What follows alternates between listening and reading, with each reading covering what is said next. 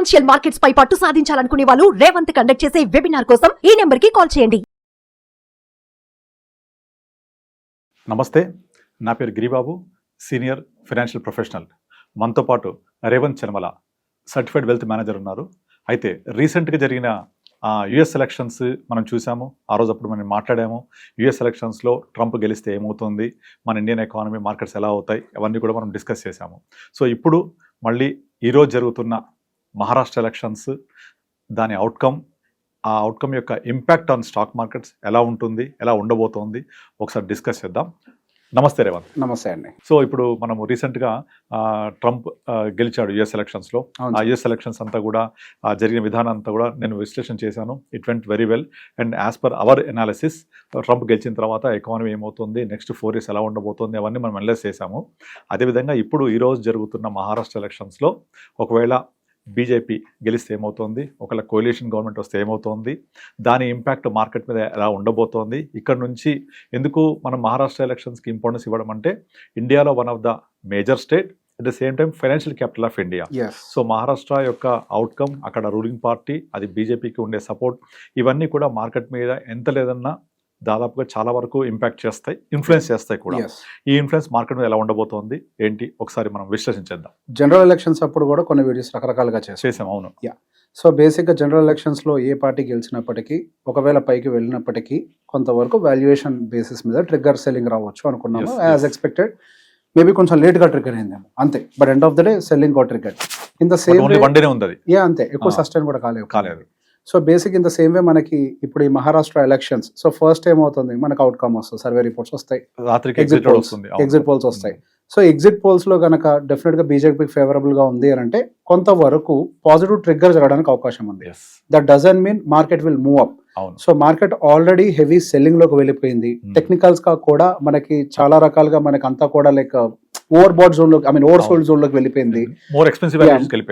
So basic మన recent గా జరిగిన సెల్లింగ్ ని దృష్టిలో పెట్టుకొని మాట్లాడేది ఏంటి అంటే, లైక్ మనకి అటు ఎఫ్ఐఎస్ మెయింటైన్ చేస్తున్నటువంటి ఎఫ్ఎన్ఓ పొజిషన్స్ అవ్వచ్చు, ప్రాప్ ట్రేడర్స్ మెయింటైన్ చేస్తున్న ఎఫ్ఎన్ఓ పొజిషన్స్ అవ్వచ్చు, ఇవన్నీ కూడా కంప్లీట్ గా బేరిష్ గా ఉన్నాయి. ఇట్లాంటి టైంలో ఒక్క పాజిటివ్ న్యూస్ ట్రిగ్గర్ అయితే షార్ట్ కవరింగ్ ర్యాలీ అనేది జరుగుతుంది. Short covering rally. సో నిన్న కూడా మనకి మంగళవారం నాడు జరిగిన షార్ట్ కవరింగ్ ర్యాలీలో కూడా తర్వాత ఈ రష్యా ఉక్రెయిన్ అగైన్ కొంచెం ట్రిగ్గర్ రావడం వల్ల సెల్ ఆఫ్ వచ్చేసింది. It's different part again. మళ్ళీ ఇప్పుడు కూడా మనకి ఏదైనా గుడ్ న్యూస్, కంప్లీట్ గా బ్యాడ్ గా మార్కెట్ రియాక్ట్ అవుతున్నప్పుడు ఒక చిన్న గుడ్ న్యూస్ వచ్చినా ట్రిగ్గర్ హయ్యర్ సైడ్ అవుతుంది.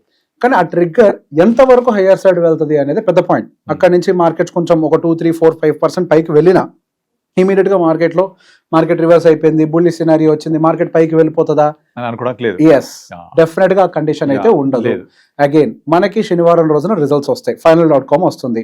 అక్కడ కూడా కనుక ఒకవేళ మనకి కేసు ఆ కేసు ఏంటి, రేపు ఇవాళ ఎగ్జిట్ పోల్స్ లో కనుక బీజేపీ గెలుస్తుందని మనకి ఎగ్జిట్ పోల్ రిజల్ట్ వచ్చి, అదే విధంగా మనకి శనివారం నాడు కూడా సేమ్ రిజల్ట్ వచ్చింది అని అంటే, రేపు రియాక్ట్ అయినంతగా మనకి సోమవారం మార్కెట్ రియాక్ట్ అయితే అవ్వదు. ఎందుకంటే డిస్కౌంట్ అయిపోతుంది, ఆల్రెడీ ఫ్యాక్టర్ అయిపోతుంది, ఆ సీన్ అంతా ఫ్యాక్టర్ అయిపోయి ఉంటుంది. అలా కాకుండా ఒకవేళ ఇవాళ వస్తున్నటువంటి ఎగ్జిట్ పోల్లో బీజేపీకి ఫేవరబుల్ గా లేకపోతే గనక మార్కెట్ ఎక్కువగా నెగిటివ్ సైడ్ కూడా రియాక్ట్ అవ్వదు, కొంతే రియాక్ట్ అవుతుంది, పెద్ద ఎత్తున నెగిటివ్ రియాక్షన్ ఉండదు.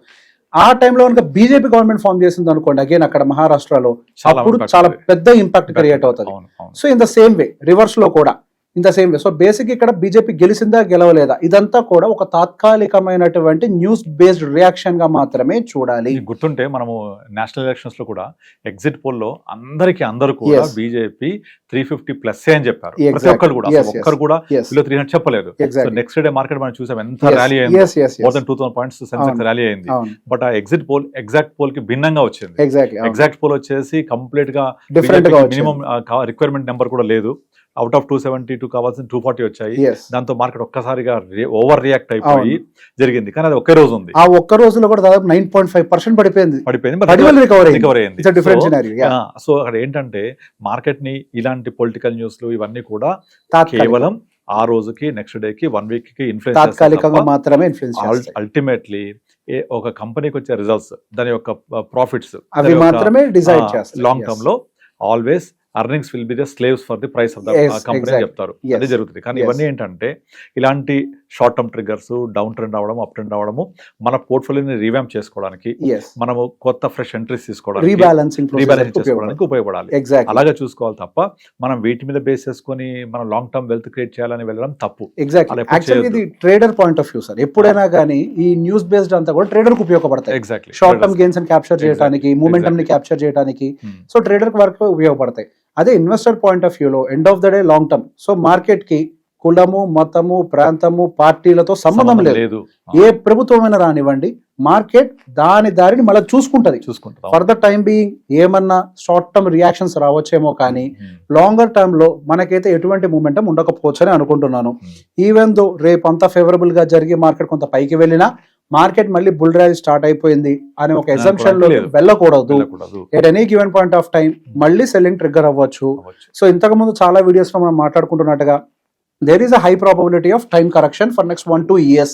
And 2025 mid వరకు కూడా I don't think there will be any bigger moves. Volatility ఉంటది. ఎంతవరకు వాలటాలిటీ అని అంటే అక్కడ ఆ రేంజ్ లో వరకే, ఎంతవరకు ఆ రేంజెస్ లో మూవ్ అవటం తప్పించి ఇంకా ఏం లేదు. సో ఈ పడిందంతా రికవర్ అయిపోయి మళ్ళీ ఇదివరలాగా ఒక రోజు పడగానే నెక్స్ట్ 3 రోజులు పెరగడము అలాంటి సినారియో ఇక నుంచి జరగదు. సో బేసిక్ ఒక రోజు పడి 3 రోజుల నుంచి పైకి వెళ్ళిపోవడం ఇట్లాంటి సినారియోస్ ఉండవు. ఆఖరికి సైక్లిక్ ప్రాసెస్ మాత్రమే ఉంటుంది. లో కూడా అంత పడ్డా కూడా నెక్స్ట్ డే నుంచి మళ్ళీ 10% ర్యాలీ అయిపోయింది. గతంలో కూడా మనం చాలా సార్లు చూసాము, పడ్డ నెక్స్ట్ డే మార్కెట్ రికవర్ అయిపోయి అసలు జనాలకు ఒక పడగానే నెక్స్ట్ డే పెరిగిపోతుంది అని ఒక పిచ్చి హోప్ ఇచ్చేసింది. ఎగ్జాక్ట్లీ హోప్ ఇచ్చేసి పడిందా చలో ఇన్వెస్ట్ చేసుకో, నెక్స్ట్ డే నుంచి పెరిగిపోతుంది. ఎగ్జాక్ట్లీ. ఇప్పుడు మనకి ఒక కన్వెన్షన్ ఉంది సార్, ఒక కన్వెన్షన్ ఉంది, ఇంకొక 5% పట్టడానికి ఛాన్స్ ఉంది, 22,500 వరకు కూడా నిఫ్టీ రావడానికి స్కోప్ ఉంది అనేది టెక్నికల్ గా కనిపిస్తుంది.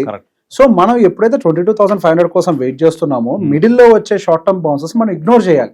హవెవర్ ఇప్పుడు మార్కెట్ 10% పడింది కాబట్టి ఇది ఒక మంచి accumulation zone, there is no doubt. 10% fall అనేది రెగ్యులర్ గా జరిగేది ఏం కాదు. It's once in a while, 2 years ఒకసారి జరిగే ఒక ఈవెంట్. అది మంచి ఈవెంట్ దొరికింది. దాంతో పాటు ఇంకో 5% కి ట్రిగ్గర్ అవడానికి కూడా స్కోప్ ఉంది. కానీ అగైన్ ఇంత స్పీడ్ తో పడుతుంది అంటే ఐ డోంట్ థింక్ సో. ఇక్కడి నుంచి కొద్దిగా స్లో డౌన్ అవుతుంది మార్కెట్.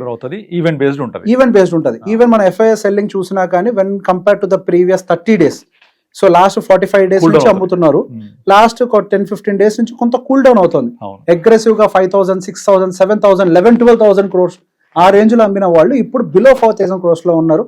సరే నిన్న ఏదో కొద్దిగా మనకి మార్కెట్ లో వచ్చిన bad news, Russia related bad news వల్ల ఒక 3,500 కోట్ల వరకు కూడా సెల్లింగ్ కి వెళ్ళారేమో కానీ but slowly they will cool down. So ప్రతిదానికి ఒక లిమిట్ ఉంటుంది. ఆ limit I think it very near మన లిమిట్ ని చూడబోతున్నాం అని అనుకుంటున్నాను. అండ్ మనకి డిసెంబర్ లో కూడా శాంటా క్లాస్ ర్యాలీ అని ఒకటి రాబోతుంది. So there is a sentiment Santa Claus rally రావటం అని.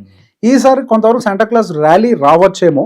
So because like already over sold zones లోకి మార్కెట్ ఎంటర్ అవుతుంది కాబట్టి there will be some Santa Claus rally in the first maybe 1-2 weeks of December. And మళ్ళీ again December 25th ఆ టైంకి వచ్చేసరికి market weakness వస్తుంది. Because the FIS will go for the long term holiday. Long term హాలిడేకి వెళ్తారు కాబట్టి again అక్కడ కొంత వీక్నెస్ ఉంటుందేమో. So end of the day ఇప్పుడు మనం మాట్లాడుకున్నట్టుగా there will be Santa Claus rally, again there will be sell off. So basic గా మార్కెట్ ఇక నుంచి ఈ బిట్వీన్ తిరుగుతూ ఉంటది. ట్రిగ్గర్ ఎప్పుడు అవ్వచ్చు అని అంటే మేబీ ఎలక్షన్స్ మన బడ్జెట్ సమావేశాలు ఉండబోతున్నాయి ఫిబ్రవరిలో. ఆ బడ్జెట్ సమావేశాల టైంలో ఉండేదాన్ని బట్టి upside trigger, downside trigger we don't know, but there will be some trigger. అప్పటి వరకు కూడా ఐ బిలీవ్ నెక్స్ట్ 2-3 months వరకు కూడా దేర్ కుడ్ బి కన్సాలిడేషన్. అంతే, కన్సాలిడేషన్ అయిపోయి మళ్ళీ budget can be the next trigger point, move of upside or downside depending on the situation. yes okay, thank you Revanth, thank you for good analysis. Thank you.